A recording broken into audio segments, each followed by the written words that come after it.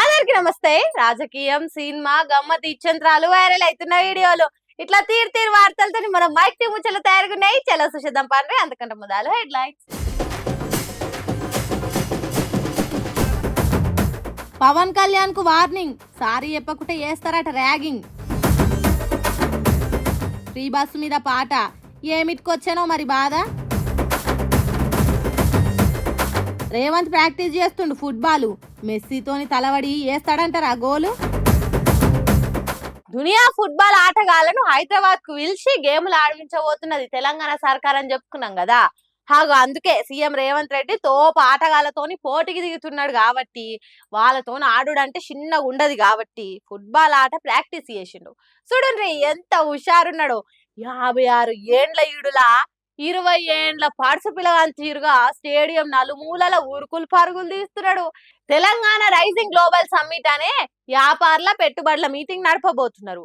దానికోసం డిసెంబర్ 13వ తారీఖున football number 1 ఆటగాడు లియోనల్ మెస్సీ కెప్టెన్ గా ఒక జట్టు, సీఎం రేవంత్ రెడ్డి కెప్టెన్ గా ఇంకో జట్టు ఫుట్బాల్ ఆట ఆడబోతున్నారు.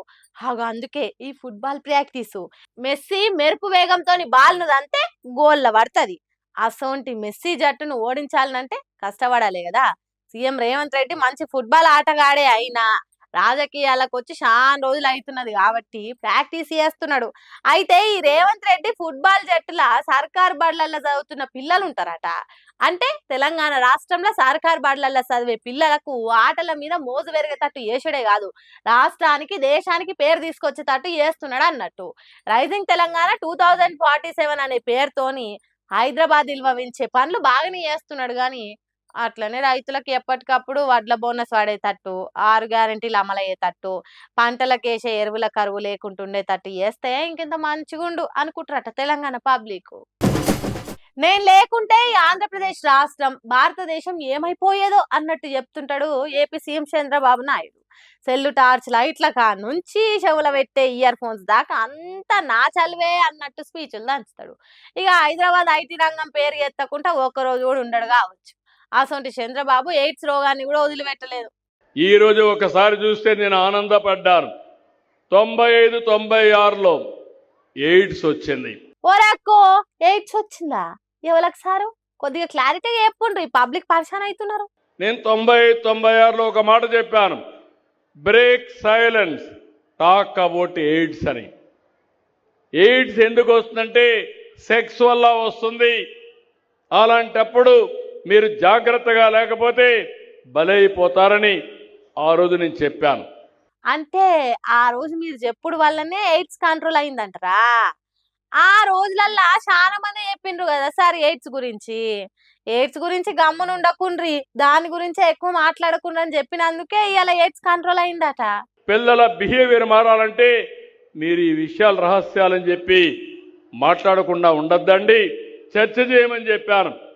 ఈ రోజు చూస్తే ఆ రోజు నేను చేసిన పనికి భారతదేశంలో ఎయిడ్స్ తక్కువ ఉండే రాష్ట్రం, బ్రహ్మాండంగా జయప్రదమైన రాష్ట్రం మన ఆంధ్రప్రదేశ్ రాష్ట్రం అని మీ అందరికీ తెలియజేస్తున్నా. అంత బాగా కంట్రోల్ చేసిండట చంద్రబాబు సార్ ఎయిడ్స్ రోగాన్ని. అందుకే ఇప్పటికీ ఎయిడ్స్ రోగం చంద్రబాబు సార్ అంటే భయపడుతుంది కావచ్చు. మరి లేకుంటేంది, ఉత్త మాటలు చెప్తే ఎయిడ్స్ కంట్రోల్ అవుతుందా? దాన్ని ఎట్లా అరిగట్టాలనో ఏమేం చేయాలనో సర్కారు చేయాలి. గసొంటి పనులు ఏం చేసిండో చెప్పకుండా నేను చెప్పినా కాబట్టి ఎయిడ్స్ కంట్రోల్ అయింది అన్నట్టు ఎప్పుడు ఏంది సారు?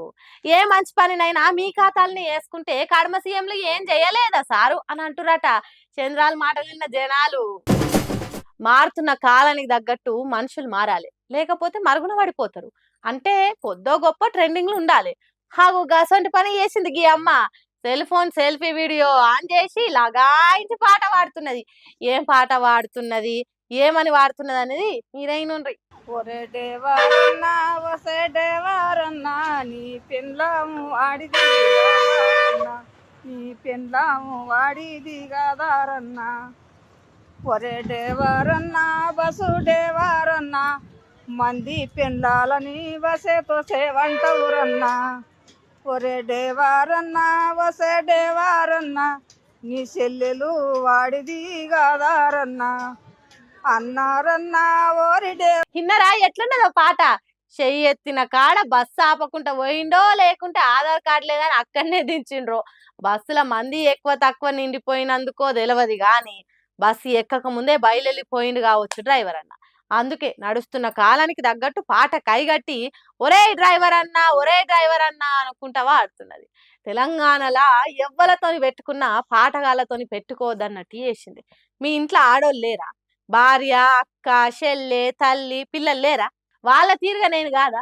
నా కోసం బస్సు ఎందుకు ఆపలేదని సెల్ఫీ వీడియో తీసుకుంటా అడుగుతున్నది. నాగర్ కర్నూలు కొల్లాపూర్ నడుమ నడిచే బస్సును చూపించుకుంటా జోరు పాట పాడుతున్నది.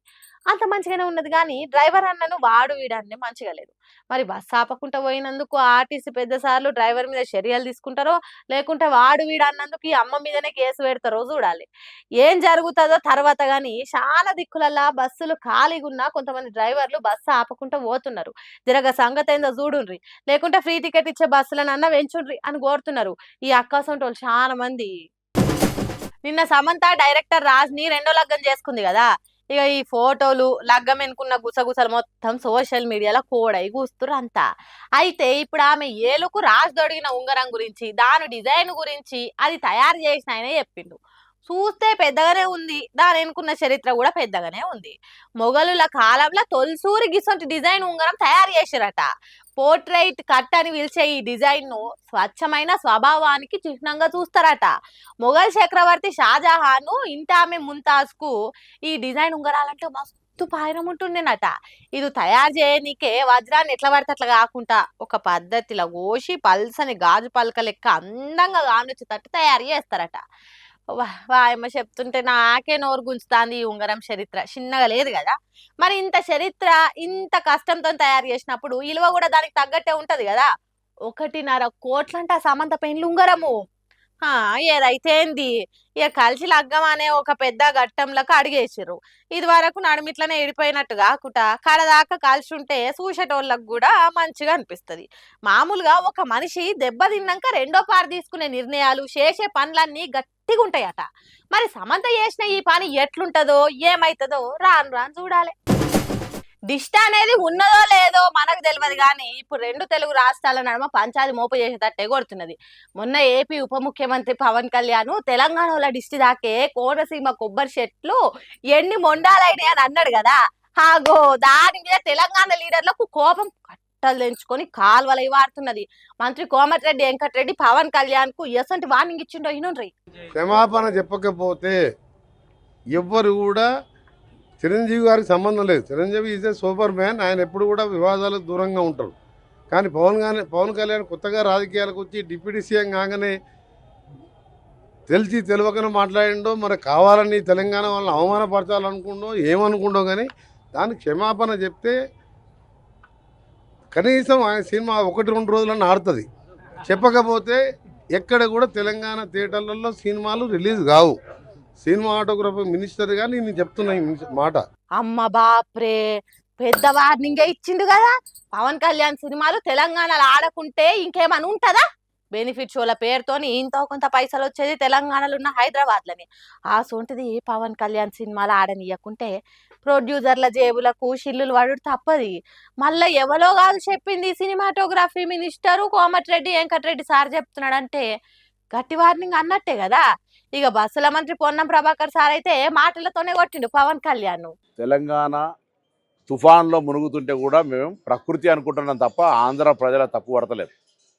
ఎక్కడో కోనసీమలో కొబ్బరి చెట్టు ఎండిపోతే ఆంధ్రలో ప్రాతినిధ్యం వహిస్తున్న ఉప ముఖ్యమంత్రి తెలంగాణ వల్ల దృష్టి కలిగిందంటే ఆయన వివేకవంతుడు అవివేకవంతుడో నాకు తెలియదు. చూసిండ్రా, గిచ్చి గిచ్చినట్టే తోలు ఊసిపోయేటట్టు చెవులు విండినంత పని చేసిండు పొన్నం ప్రభాకర్. అక్కడెక్కడో చెట్లు ఎండిపోతే మమ్మల్ని దృష్టి కలిగిందని నిందిస్తే ఇది తెలంగాణ పౌరులకు అవమానం. వెంటనే ఉపసంహరించుకోవాలి, క్షమాపణ కోరాలి. భవిష్యత్తులో ఇటువంటి వివక్షపూరిత మాటలు మాట్లాడద్దు, విజ్ఞతగా వ్యవహరించు. ఉప ముఖ్యమంత్రి అయినా ఇంకా సినిమా నటుడు కాదు, కొంత బాధ్యతగా మాట్లాడు నేర్చుకోవాలని చెప్పి నేను ఈ సందర్భంగా కోరుతా ఉన్నా. అంతే కదా, ఉప ముఖ్యమంత్రి అంటే షోటా మోటా గల్లీ లీడర్ కాదనే సంగతి తెలవాలి. జరంత నాలుకను అదుపులో పెట్టుకొని మాట్లాడాలి కదా. తెలంగాణ వాళ్ళ దిష్టి దాకుడైంది, కండ్లు మండుడైంది, మాట్లాడే ముంగట జరంత ఆలోచన చేయాలి కదా. ఇప్పటికైనా క్షమించుండ్రని గోరు, లేకుంటే గట్టిగానే ఉంటది నీకు అన్నట్టు చెప్పిండు మంత్రి పొన్నం ప్రభాకర్ సారు. ఇక మాజీ మంత్రి శ్రీనివాస్ గౌడ్ సార్ అయితే పవన్ కళ్యాణ్ పతార మీద దెబ్బ కొట్టినంత పని చేసిండు. కమ్మ కాపు కులాలు ఏకం చేసి సినిమాల క్లైమాక్స్ తిరిగా కరెక్ట్ టైంకి వచ్చి క్రెడిట్ కొట్టేసినట్టు ఏపీకి ఉప ముఖ్యమంత్రి నువ్వు మా తెలంగాణ గురించి మాట్లాడుతున్నావా, మా మీద ఎందుకు ఏడుస్తున్నావు అన్నట్టు గట్టిగానే వేసుకున్నాడు. ఇప్పటికైనా తెలంగాణ జనాన్ని మాఫ్ చేయండ్రి అని అడిగితే మంచిది, లేకుంటే ఈ లొల్లి చిలికి చిలికి చిలికి గాలివాన అయ్యేటట్టే ఉన్నది అని అంటుర్రు ఈ దిష్టి పంచాయత్ తెలిసిన పబ్లిక్. మనిషిని మంచిగా చూడని కాలం ఇంకెన్ని రోజులు? సాటి మనిషిని కులం తక్కువనో జాతి తక్కువనో దూరం పెట్టుడు, దాడులు చేసుడు, సంపుడు ఇంకెన్నేండ్లు? ఒక మతంలో ఉన్నోళ్ళంతా ఒక్కటే అని చెప్పేటోళ్ళు మహారాష్ట్ర నాదేండ్ల ఓ దళిత పిల్లగాన్ని చంపితే ఎందుకు సప్పుడు చేస్తలేరు? మొన్న అమృత ప్రణయ్, నిన్న ఆశ్రిన్ నాగరాజు, ఇవాళ ఆంచల్ సక్షం, ఇట్లా ఎంత మందిని చంపుకుంటూ పోతారు? నాదేండ్లలుండే ఆంచల్ సక్షం ఇద్దరు ఇష్టపడ్డారట, 3 ఏళ్ల నుంచి కలిసి మెలిసి ఉంటున్నారట. కానీ సక్షంది దళితుడైనందున ఆంచల్తోని పోలీస్ స్టేషన్లో కేసు పెట్టించే పని చేసిండ్రట. అక్కడున్న పోలీసులు సక్షంను చంపేయండ్రి అన్నట్టు సలహా ఇచ్చిండ్రంట. అంటే చూడుండ్రి వ్యవస్థ కులం మీద ఎంత కక్ష కట్టిందో. అందరు కలిసి సక్షంను చంపేసిండ్రట, తుపాకీతోని కాల్చి తర్వాత బండరాయి మీదేసి చిత కొట్టించిండ్రట. కానీ ప్రేమించిన మనిషిని చంపినందుకు తట్టుకోలేకపోయిందట ఆంచలు. అందుకే తన మీద ఇష్టంతోని సక్షం శవాన్ని పెళ్లి చేసుకున్నదట. తనను మానసికంగా హింసించి కులం పిచ్చి నెత్తికి బంక పట్టుకున్నట్టు పట్టిన తన కుటుంబ సభ్యుల మీద కేసు పెట్టిందట. మనిషిని మంచి తిరిగా చూడనోళ్లకు శిక్షలు పడేదాకా పోరాటం చేస్తా అంటున్న ఆంచలు. సరే, శిక్ష పడుతుందా, తప్పించుకొని తిరుగుతారా అనే తర్వాత గాని దేశంలో ఈ పరువు హత్యలేంది? కులం మతం నెత్తికెక్కి ఇష్టపడ్డోళ్లను ఇడదీసుడైంది, ఇనకుంటే జీవిదీసుడైంది. ఇదేనా దేశం అభివృద్ధి చెందుతున్న తీరు? మనిషి తెలివి రోజు రోజుకు ఏమైతున్నది?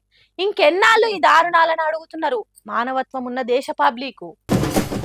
సుశరణలా నేను పట్టుకొచ్చిన ముచ్చట్లు ఎట్లనే ఇంకిన్ని ముచ్చట్లతోటి మళ్ళా కలుద్దాం. అప్పటిదాకా చూస్తానే ఉండరు మన మైక్ టీవీ ముచ్చట్లు.